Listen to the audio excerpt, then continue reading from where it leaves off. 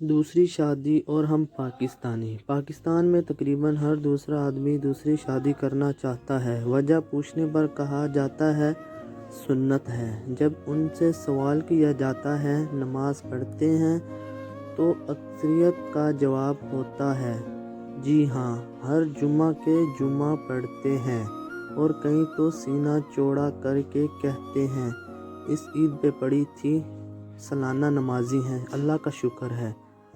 اور جب ایسے لوگوں سے پوچھا جائے کہ لڑکی کیسی ہو تو جواب ملتا ہے خوبصورت ہو، خوبصیرت ہو، بھلے یتیم ہو، غریب ہو، بے سہارا ہو، پرواہ نہیں، مگر حافظہ اور عالمہ ہو۔ اور جب پوچھا جائے کہ آپ کی پہلی بیوی بھی عالمہ تھی یا حافظہ تو آگے سے جواب ملتا ہے نہیں بھائی، وہ تو نماز بھی نہیں پڑھتی، بس میں چاہتا ہوں کوئی عالمہ سے شادی ہو جائے تو آخرت سنور جائے۔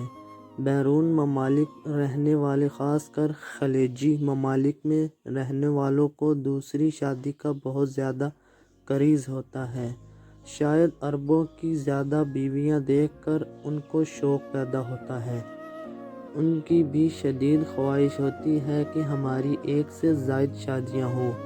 1200 ریال کمانے والوں سے جب پوچھا جاتا ہے آپ کا پاکستان کب چکر لگتا ہے تو اکثریت 1 سال بعد پاکستان آتی ہیں، جبکہ میرے 2 بھائی 2 دبئی ہیں، ایک بھانجا سعودیہ ہے، ان کو چھٹی 2 سال بعد ملتی ہے۔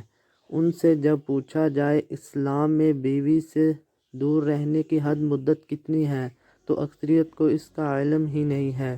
اسلام میں 3 ماہ اور حد 4 ماہ بعد بیوی کے پاس جانے کا حکم ہے، خواہ آپ حالت جنگ میں ہی کیوں نہ ہو۔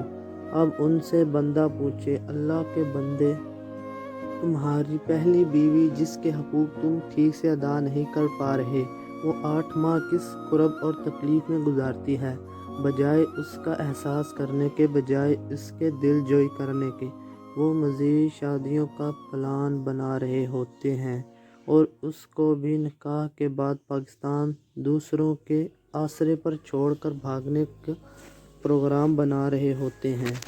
پاکستان آ کر اپنے دوستوں کو مزے لے لے کر عربوں کی بیویوں کے قصے سنانے والے پردیس جاتے وقت اپنی بیویوں کو بھول جاتے ہیں کہ 2 سال میں ان کی اپنی بیویاں جسمانی ضروریات کہاں سے پورا کریں گی۔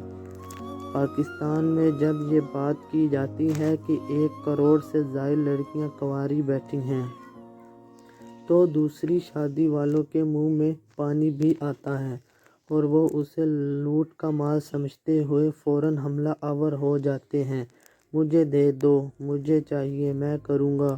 اور جب ان سے پوچھا جاتا ہے کہ بیوی کے حقوق کیا ہیں تو یہ ہونکوں کی طرح منہ کھول کر کہتے ہیں دوسری بیوی کے کون سے حقوق ہوتے ہیں، یعنی وہ بیوی نہیں رکھیل ہوتی ہے جس کے کوئی حقوق نہیں ہوتے۔ سن لو عقل کے اندھو، پہلی بیوی ہو یا دوسری، تیسری یا چوتھی، سب کے حقوق یکساں ہوتے ہیں۔ جیسے حقوق پہلی بیوی کے ہیں ویسے ہی دوسری بیوی کے ہیں۔ یہاں تو نکاح والے دن سے ہی حقوق غصب کرنا شروع کر دیتے ہیں۔ جی میں اور میرے 2 دوست آئیں گے اور نکاح کر لیں گے، ماں باپ کو بھی نہ پتہ چلے اور رشتہ داروں کو بھی۔ کیا پہلا نکاح بھی ایسے ہی کیا تھا تو 2 دوستوں کے ساتھ آئے تھے، کیا ماں باپ کو نہیں بتایا تھا تم نکاح کر رہے ہو یا زنا کر رہے ہو؟ دوستوں کے ساتھ چھپ کے نکاح، ارے اگر مرد نہیں ہو تو دوسرا نکاح ہی کیوں کرتے ہو؟ اگر مرد ہو تو پھر چھپ کر نکاح کیوں کرتے ہو؟ خود کو مت کہو مرد، کیونکہ اسلام میں چھپ کر نکاح کی کوئی حیثیت اور مثال نہیں ہے، اگر کوئی ہے تو حوالے کے ساتھ بتاؤ۔ سنت سمجھ کر دوسرا نکاح کرنے والوں کوئی ایک مثال دو کسی کی بھی جس نے چھپ کر نکاح کیا ہو۔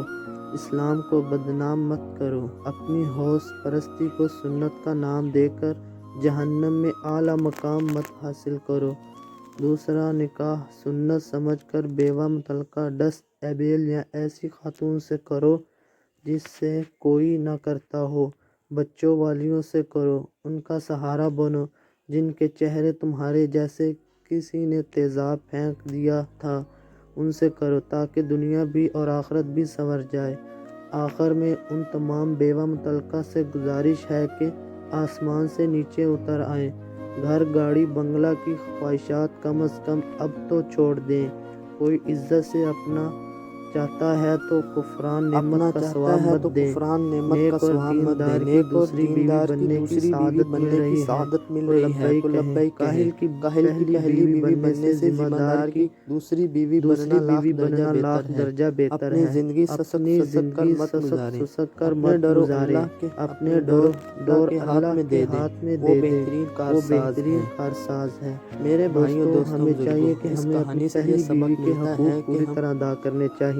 اپنی بیوی کے پورے میرے حقوق دوستو ادا اگر آپ کریں۔ کو ویڈیو پسند آئی تو اس چینل کو سبسکرائب اور شیئر